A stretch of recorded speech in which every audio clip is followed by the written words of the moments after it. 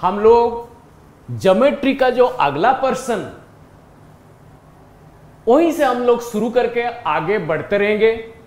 और अगला पर्सन है कंग्रुएंट एंगल्स, जिसको हम लोग हिंदी में क्या कहते हैं, सर्वांग समकोण। चलो, इस कंग्रुएंट एंगल्स में इसका जो परिभाषा लिखा गया है, इसका जो कंसेप्ट लिखा गया है, उसको जरा पढ़ लेते हैं। Two angles are said to be congruent if they are equal. दो कोण सर्वांग सम कहलाते हैं यदि वे बराबर हो।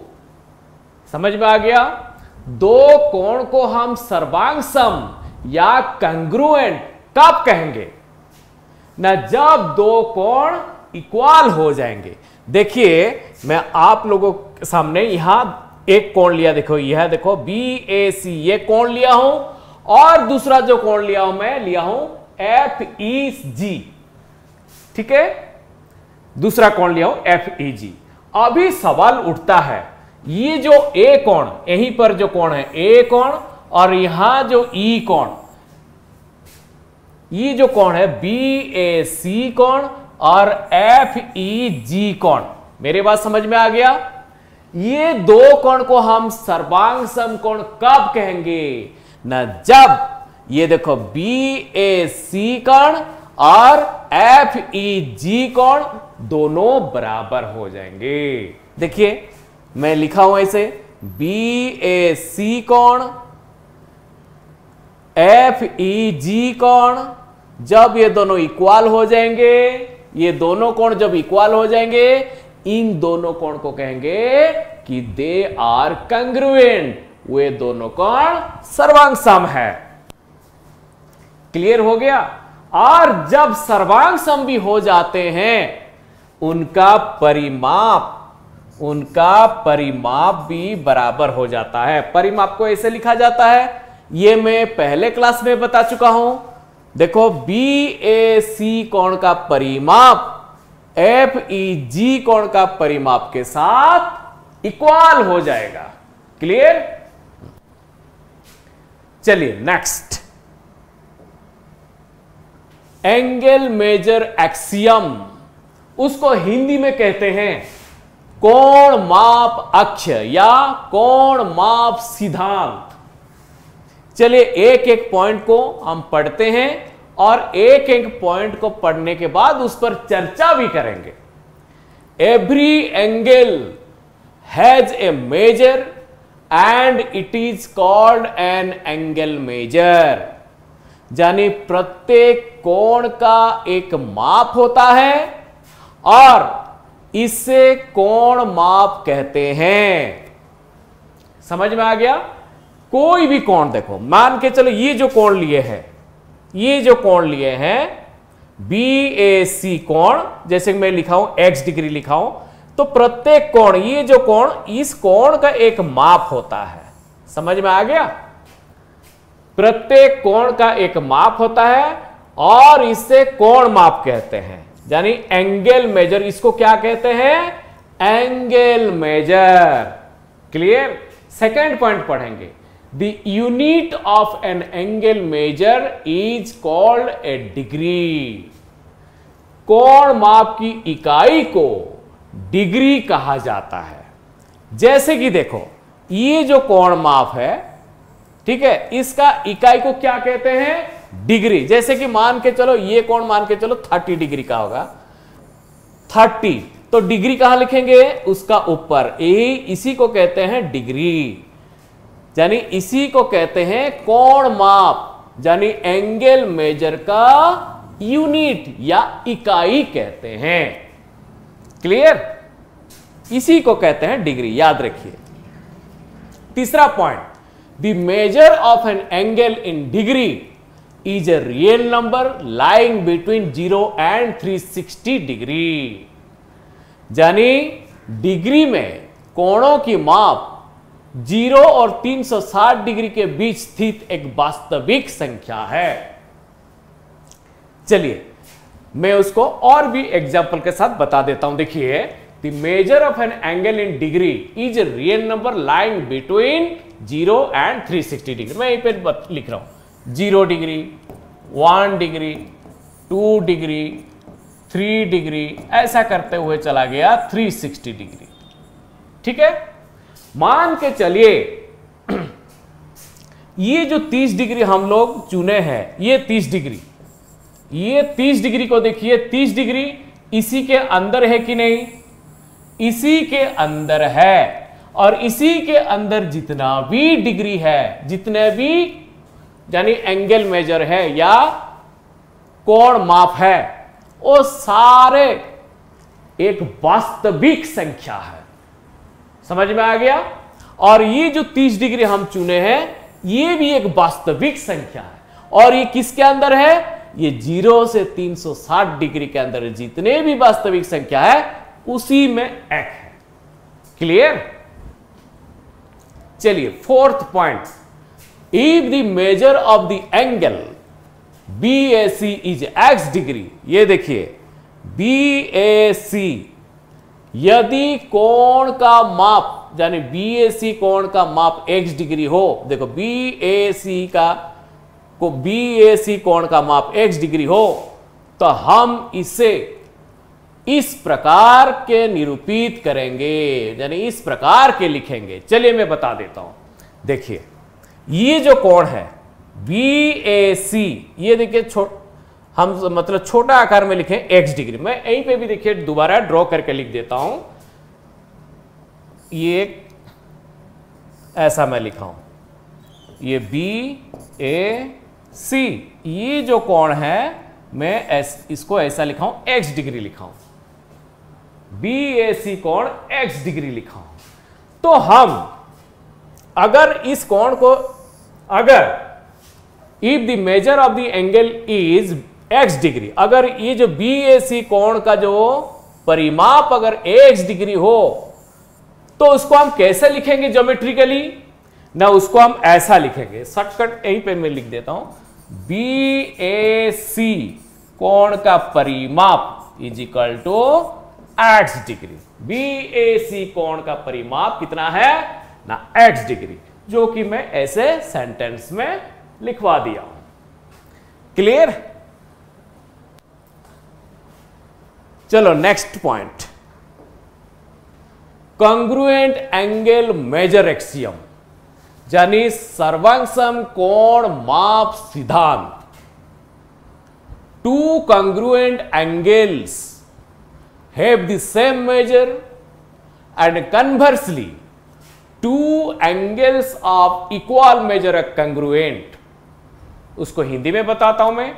दो सर्वांग सम कोणों का माप समान होता है और इसके विपरीत समान माप वाले दो कोण सर्वांग सम होते हैं।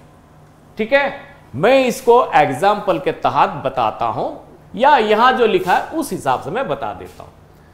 To congruent angles have the same measure. सबसे पहले चलिए ये जो सर्वांग सम, दो सर्वांग सम कोण का माप समान होता है, टू कॉन्ग्रुएंट एंगल्स। ये जो कॉन्ग्रुएंट एंगल्स के बारे में तो हम पढ़ लिए। कॉन्ग्रुएंट एंगल किसको कहेंगे? दो कोण को कॉन्ग्रुएंट एंगल कब कहेंगे ना? जब दो कोण इक्वल हो जाते, बराबर हो जाते, तभी हम दो कोण को कहते हैं कॉन्ग्रुएंट एंगल या सर्वांग सम कोण कहते हैं। तो यहां देखिए एक कोण है BAC एंगल, दूसरा है DEF। जो बीच वाला जो है ना, बीच वाला, जैसे कि ये वाला कोण है, जैसे मैं लिख रहा हूं BAC, ये वाला जो कोण है, और यहां जो कोण है ऐसा, जैसे कि DEF कोण, ये हो गया A कोण, ये हो गया E कोण। ठीक है, अगर ये दो कोण अगर बराबर हो जाते हैं तो BAC कोण और DEF कोण, ये जैसे मैं लिखा हूं, ये दोनों कोण इक्वल हो जाते हैं या दोनों सर्वांग सम कहलाते हैं। समझ में आ गया? जब दोनों कोण सर्वांग सम कहलाएंगे या कंग्रुएंट कहलाएंगे, तब दोनों कोण का परिमाप भी बराबर हो जाता है। ठीक है, जैसे कि परिमाप मान के चलो, ये अगर 30 डिग्री है तो ये भी 30 डिग्री हो जाएगा। तो ये कैसा हम लिखेंगे परिमाप को? इसी प्रकार BAC कोण का परिमाप कितना है ना 30 डिग्री, और DEF कोण का परिमाप कितना हो गया ना, ये भी 30 डिग्री हो गया। यानी दोनों कोण का परिमाप देखिए बराबर है कि नहीं, और जब ये दोनों बराबर होते तो उनको हम कैसा लिखते हैं ना, BAC कोण का परिमाप इज इक्वल टू DEF कोण का परिमाप, जो कि मैं ऐसा लिखा हूं। देखिए क्लियर? मैं दोबारा रिपीट कर रहा हूं, अगर दो कोण देखिए अगर बराबर हो जाता है तो सर्वांग सम कहलाता है या कंग्रुएंट कहलाता है। जब दो कोण कंग्रुएंट होते हैं या सर्वांग सम होते हैं या इक्वल होते हैं, तो उसी दो कोण का देखो परिमाप भी इक्वल हो जाता है। यानी ये कोण जितना डिग्री का है, ये कोण भी उतना डिग्री का है, दोनों बराबर हो जाता है। क्लियर? अगर इसको हम पलट के बात करेंगे, अगर विपरीत रूप से हम पढ़ेंगे तो कैसा पढ़ेंगे? यदि दो कोणों का परिमाप बराबर हो जाता है, मान के चलो BAC एंगल 30 डिग्री का हो गया, DEF एंगल 30 डिग्री का हो गया, यानी दोनों कोणों का परिमाप इक्वल हो गया, तब दो कोण भी बराबर हो जाएगा, यानी दो कोण भी सर्वांग सम हो जाएगा या कंग्रुएंट हो जाएगा। क्लियर?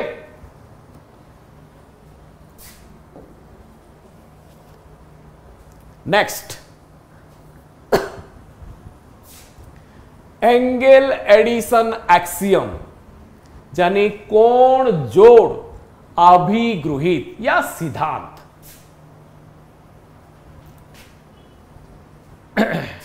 चलिए मैं पढ़ता हूं। If x is a point in the interior of BAC, देखिए यहां जो हम लोग BAC बनाया है, BAC बनाया कि नहीं, मैं दोबारा भी जो फिगर बना गया है मैं दोबारा रफ में भी ऐसा भी बनाता हूं। ठीक है, ये देखिए BAC, सॉरी BAC, इसी को कहते हैं, ये जो पार्ट है ये सब है इंटीरियर पार्ट इस एंगल का, BAC कोण का क्या आंतरिक भाग कहा जाता है इसको। क्लियर? और वो कह रहा है if x is a point in the interior of angle BAC, यदि x BAC कोण के आंतरिक भाग में एक बिंदु है। समझ में आ गया? मतलब इसी एरिया में एक बिंदु लिया जा रहा है, जैसे कि देखिए इसी एरिया में एक बिंदु लिया जा रहा है, जैसे कि मैं ऐसा लिख दे रहा हूं, ये x एक बिंदु है, यहीं पे मैं ले लिया। क्लियर? तो फिर हम क्या करते हैं, ये जो A के साथ ये जो बिंदु को ऐसे एक रेखा के द्वारा जोड़ देते हैं। तो अभी क्या हो जाएगा देखिए, अभी ये जो एंगल देखिए BAX या BAC कोण का जो परिमाप है, यानी ये वाला BAC कोण का, जैसे मैं यहां तो लिख दिया हूं, फिर दोबारा मैं रिपीट करता हूं, BAC कोण का जो परिमाप है वो किसके साथ बराबर है ना, वो इस कोण का BAX, देखो यहीं देखो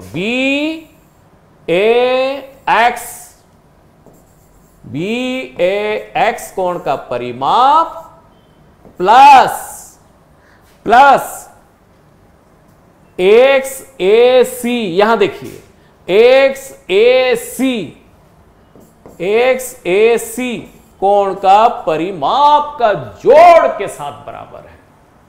क्लियर? यहां जैसे हम दे दिए, देखिए नंबर कर दिए, इस कोण को, इसी कोण को हम 1 नंबर दे दिए और इसी कोण को हम 2 नंबर दे दिए। तो हम ऐसे भी लिख सकते हैं BAC कोण का जो परिमाप इज इक्वल टू BAX के जगह हम एक कोण लिखेंगे, एक 1 कोण का परिमाप यानी एक कोण का परिमाप प्लस 2 कोण का परिमाप के साथ बराबर है। क्लियर? समझ में आ गया? यहां तक समझ में आ गया ना? फिर नेक्स्ट ये जो थर्ड यानी जो सेकेंड पॉइंट में जो यहां लिखा हूं, इसको मैं जरा व्याख्या कर देता हूं। इसको हम जैसे अपना, जैसे हमारा आसानी के लिए इसको ऐसा भी लिख सकते हैं, जैसे कि देखो सेकंड पॉइंट यहीं पे लिखा गया है, मैं लिख देता हूं यहीं पर, BAC कोण का जो परिमाप को हम ऐसे भी लिख सकते हैं, सिर्फ BAC कोण भी लिख सकते हैं आसानी के लिए। ठीक है? BAC का परिमाप बराबर BAC कोण, ऐसा लिख सकते हैं। इजिकल टू उसको हम ऐसा लिख सकते हैं कि मान के चलिए ये x डिग्री है। कभी कभी जैसे कि हम लोग भूल जाते हैं, क्या इस प्रकार के लिखेंगे या इस प्रकार के लिखेंगे, इज इक्वल टू 30 डिग्री।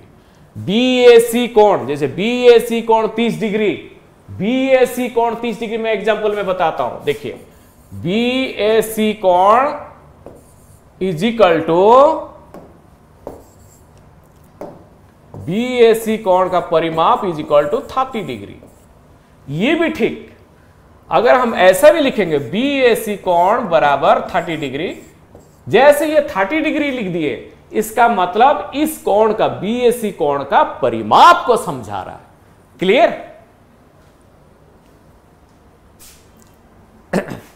ये सारे कंसेप्ट हैं और इस कंसेप्ट के बिना हम जो आगे जो क्वेश्चन को सॉल्व करेंगे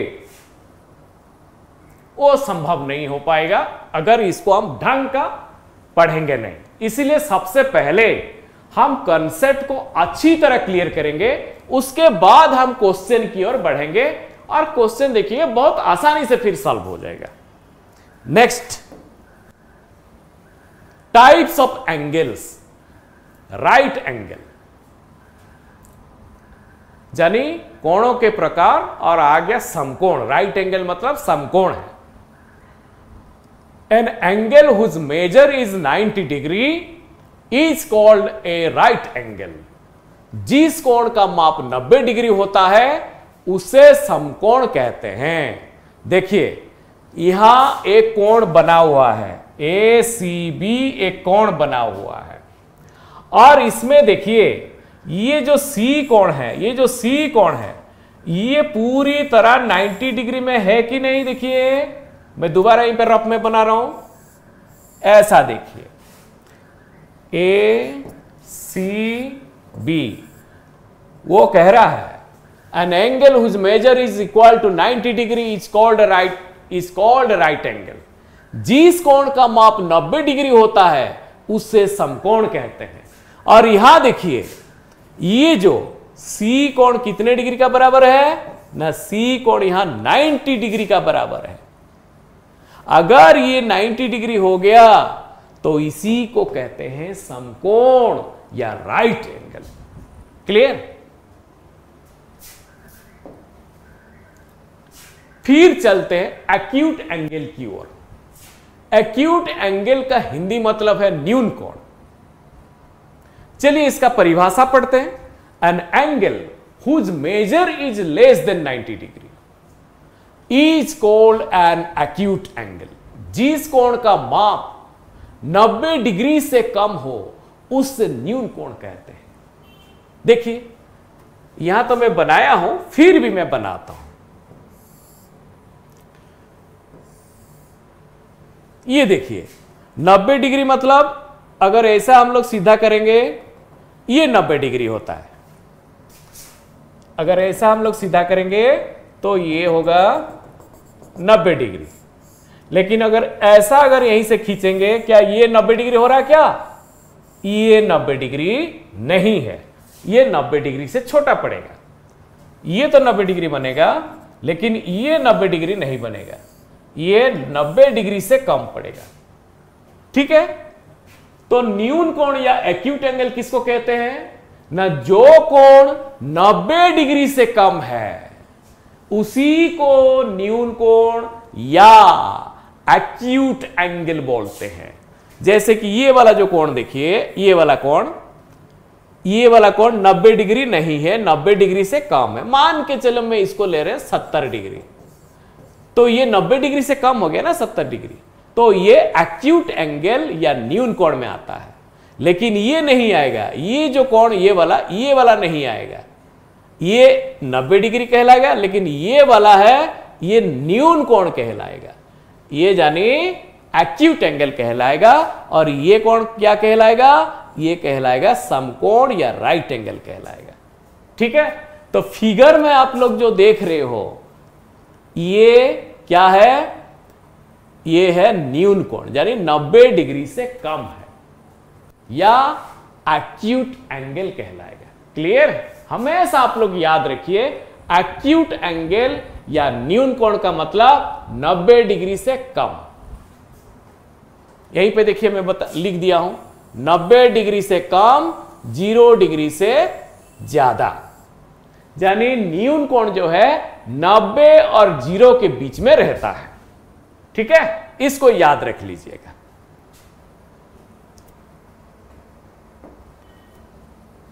नेक्स्ट, ऑब्ट्यूज एंगल, जिसको हिंदी में कहते हैं अधिक कोण। An angle whose measure is more than 90 degree but less than 180 degree is called an obtuse angle. वो कोण जिसकी माप 90 डिग्री से अधिक लेकिन 180 डिग्री से कम हो, अधिक कोण कहलाता है। चलिए अभी मैं आप लोग को दिखा रहा हूं।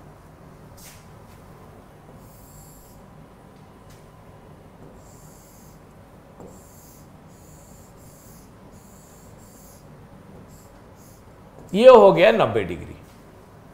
ठीक है, ये हो गया कितना डिग्री ना? 90 डिग्री।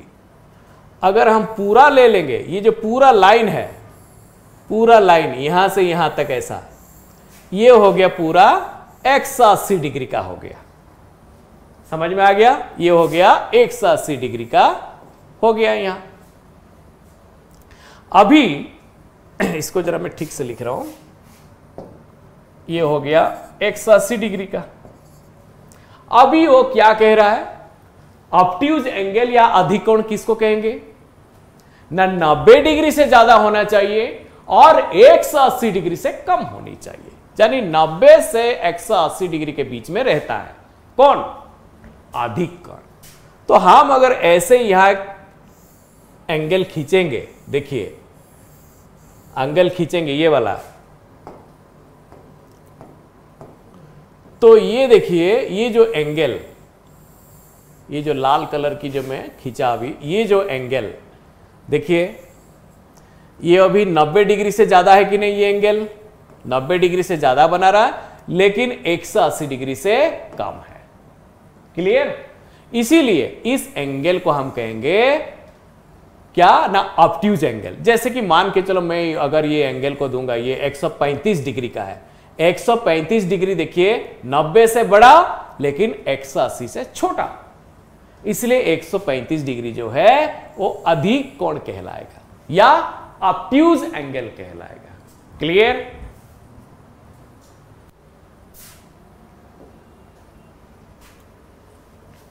इसके बाद हम पढ़ेंगे स्ट्रेट एंगल यानी सीधा कोण।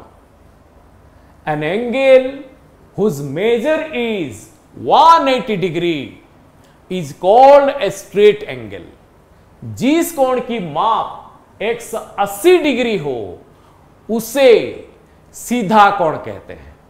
देखो जैसे कि मैं यही तो फिगर में बना दिया हूं, लेकिन फिर भी यहां देखिए, ये एक लाइन खींचा, यहीं पे एक पॉइंट लिया, और ये कितना डिग्री का बनेगा? ये जो मैं बना दिया ये कितना डिग्री है ना? ये 180 डिग्री है। कह रहा कि an angle whose measure is 180 degree is called a straight angle. मतलब जिस कोण का परिमाप 180 डिग्री है उसको सीधा कोण कहते हैं। सीधा कोण का मतलब एक स्ट्रेट लाइन, समझ लीजिए, ठीक है, एक स्ट्रेट लाइन है। बस ये कितना डिग्री का हो गया ना? 180 डिग्री का। इसी को कहते हैं सीधा कोण या स्ट्रेट एंगल।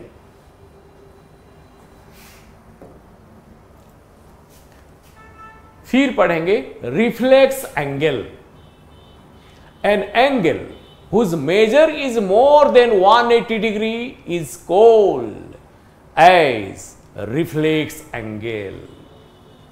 ठीक है, यानी मैं और भी क्लियर कर देता हूं, जिस कोण की माप 180 डिग्री से अधिक हो उससे प्रतिवर्ती कोण कहते हैं। यानी 180 डिग्री से ज्यादा और 360 डिग्री से कम। जैसे कि देखिए, मैं इधर एक रफ में बना रहा हूं, ये देखिए, ये तो हमारा कितना है? 180 डिग्री का है, 180 डिग्री का है ये जो लाइन। और पूरा अगर ले लूंगा ऐसा, वो पूरा हो जाएगा 360 डिग्री का। ठीक है, 360 डिग्री का हो जाए। यानी मैं अगर यहां से लूंगा जीरो से, जीरो से यहां आ गया 180 डिग्री, फिर 180 डिग्री टू इधर चला गया कितना? यहां आ गया 360 डिग्री। अभी ये जो रिफ्लेक्स एंगल का मतलब 180 से ज्यादा होना चाहिए और 360 से कम होना चाहिए। मान के चलो मैं एक ऐसा लाइन खींच दिया, ठीक है, ऐसा एक रेखा लिया। अभी ये देखिए, ये जो कोण फिलहाल बन गया यहां से लेकर यहां तक, ऐसा जो बन गया, ये 180 डिग्री से ज्यादा है कि नहीं? 180 डिग्री से ज्यादा है ना। मान के चलो मैं इसको बना दिया यहीं पर 190 डिग्री बना दिया। ये जो कोण है 190 डिग्री, ये जो यहां से लेकर यहां तक 190 degree.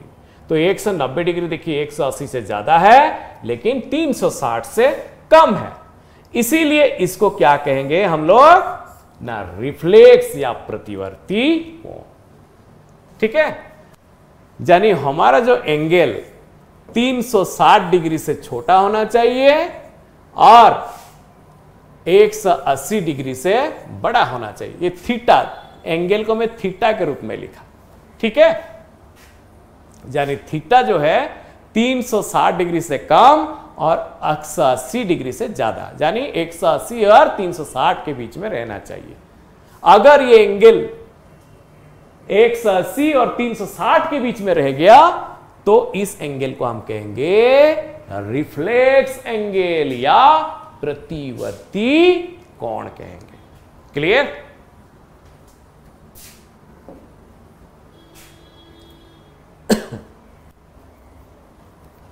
Next, complementary angle. The two angles sum up whose measure is 90 degree are called complementary angles।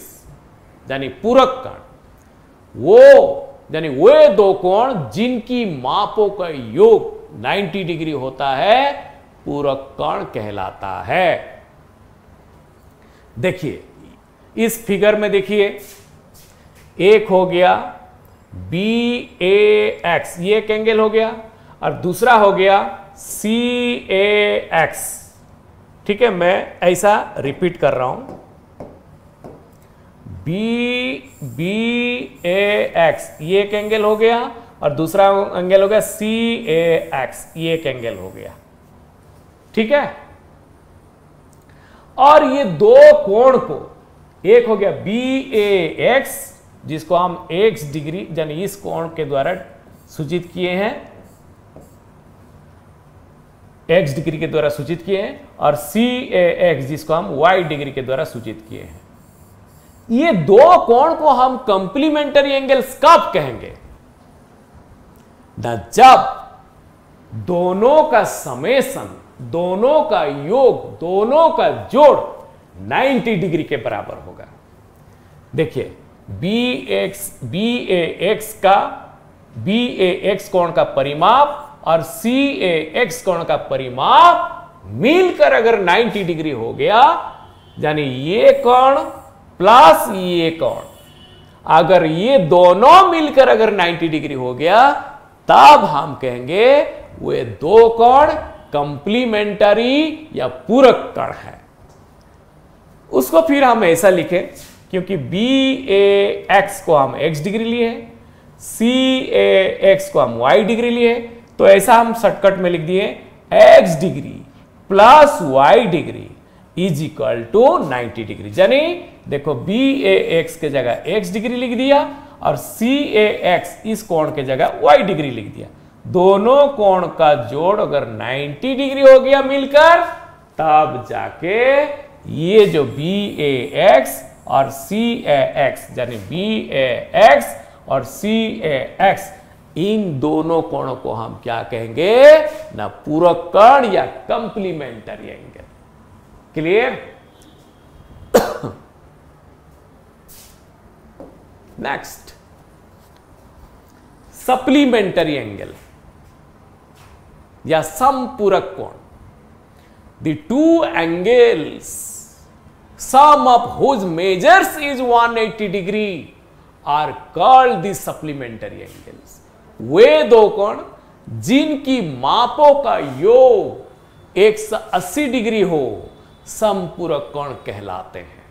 देखिए उसी प्रकार देखिए, यहां देखिए, या ये फिगर थोड़ा सा छोटा पड़ जा रहा आप लोग के लिए, मैं बड़ा करके यहां बना रहा हूं दोबारा।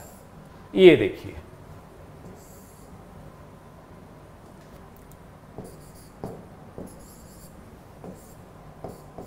ये देखिए, ये हो गया मान के चलो x डिग्री, ये हो गया y डिग्री। बस ये देखिए, अभी BAC और DAC, देखिए BAC यानी ये कोण और DAC यानी ये कोण, ये दोनों को संपूरक कोण या सप्लीमेंटरी एंगल कब कहेंगे? ना जब इन दोनों कोणों का परिमाप का जोड़, परिमाप समझ में आ गया? यानी हम ऐसा लिखेंगे BAC कोण का परिमाप, यानी ऐसे, और DAC कोण का परिमाप ऐसे, दोनों का जोड़ अगर हो गया 180 डिग्री के बराबर हो गया, तब हम इस कोण को और इस कोण को, यानी BAC कोण को और DAC कोण को कहेंगे कंप्लीमेंटरी या समपूरक कोण कहेंगे। क्लियर? और थोड़ा उसको शॉर्टकट में लिख देते हैं, जैसे कि BAC कोण के जगह में लिख दिया x डिग्री प्लस DAC के जगह लिख दिया y degree, that is equal to, अगर x 80 डिग्री के बराबर हो गया तो वो दो कोण को हम क्या कहेंगे? ना सप्लीमेंटरी एंगल या समपूरक कोण कहेंगे। क्लियर?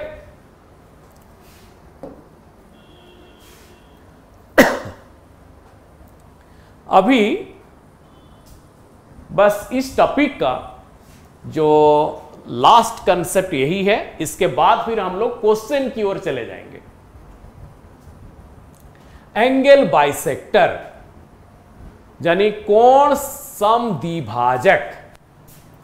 ए रे AX is said to be the bisector of angle BAC if X is a point in the interior of angle BAC and BAX is equal to XAC. एक किरण AX को कोण BAC का समद्विभाजक कहा जाता है यदि X BAC कोण के आंतरिक भाग में एक बिंदु है और BAX कोण बराबर XAC कोण। मैं इसको समझाऊंगा और भी बेहतरीन ढंग से। देखिए मैं इधर ही समझा देता हूं। देखिए ये कोण लिखा मैंने ABC और उसका आंतरिक भाग मतलब यही भाग है, मैं बताया था इससे पहले भी, ये जो एरिया है ये आंतरिक भाग है। उसी आंतरिक भाग में एक बिंदु हम लिए X, समझ में आ गया। और ये जो किरण है, ये जो किरण है, अभी देखिए इस किरण को ये जो AX जो किरण है, ये जो AX किरण, इसी AX किरण को हम समद्विभाजक, कर्ण समद्विभाजक कब कहेंगे? कब कहेंगे ना, जब सबसे पहले तो देखो जब वो कह रहा है कि ये देखो BAC कोण का आंतरिक भाग में X एक बिंदु हो, और दूसरा कह रहा है, दूसरा क्या कह रहा है ना, BAX ये जो कोण, मैं यहीं पे लिख रहा हूं BAX ये जो कोण, ये इस कोण के साथ बराबर होना चाहिए, XAC